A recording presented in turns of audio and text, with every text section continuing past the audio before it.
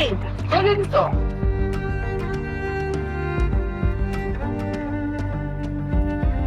চলো।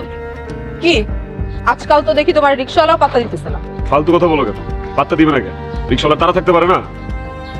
দুনিয়ার সবারই তারা থাকে, শুধু তোমার একার তারা নাই। যাই হোক, কই যাইতেছো? ডেটিং এ নাকি? আমি ডেটিং এ যাই আর মঙ্গল গ্রহে যাই, তাতে তোমার কি? যাবা তুমি আমার সাথে? আমার তো কোনো লাভই নেই, পুরোটাই লস। এই যে তোমার সাথে কথা বলতেছে এটাও লস। মানে তুমি তোমার লাইফে একটা লস প্রজেক্ট আসলে। আচ্ছা, এলে লাভ প্রজেক্ট কে? তোমার হাজবেন্ড? অবশ্যই, সে তো আর তোমার মতো এরকম ভব ঘুরে না। এই যে দেখো, বাবার বাড়ি আসবো বলছি, প্রাইভেট কার এসে নামাই দিয়ে চলে গেল। আর তোমার সাথে থাকলে কি হইতো?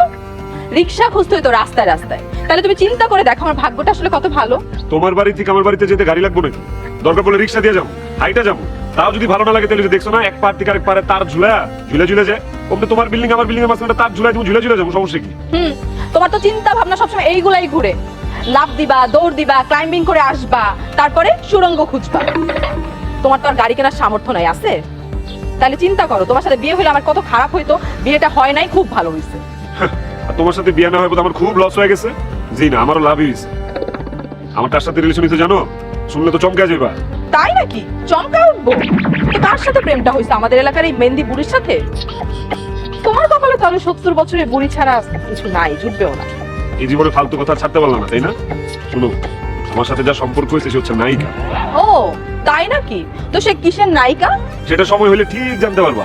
এখন আমার চিন্তা বাদ দিয়া তোমার স্বামী চিন্তা করো। ঘটনা কি? বাপের বাড়ি নামে দিয়া গেল কেন? রহস্যটা হলো আমার হাজবেন্ড ব্যবসার কাজে সিঙ্গাপুরে গেছে। আর সিঙ্গাপুরে আসলে এই টাইমে প্রচন্ড গরম থাকে। তাই বলছি, আমাকে নিতে চাইছিল সাথে, যাই নাই। কিন্তু নেক্সট মান্থে সুইজারল্যান্ডে যাবে, তখন যাব। ও বাবা, সুইজারল্যান্ড?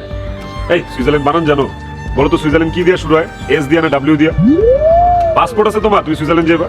শোনো, একটা কথা বলি, টাকা থাকলে না পাসপোর্ট ভিসা এসবের কোনো অভাব হয় না। অবশ্য তোমার মতো এরকম অভাবী মানুষ এগুলো বুঝবেও না। যাই হোক, সুইজারল্যান্ড যাচ্ছি, তোমার জন্য কিছু আনার থাকলে বলতে পারো, নিয়ে আসবো। আনার না, তুমি চাইলে কিছু রাইখ খাসতে পারো।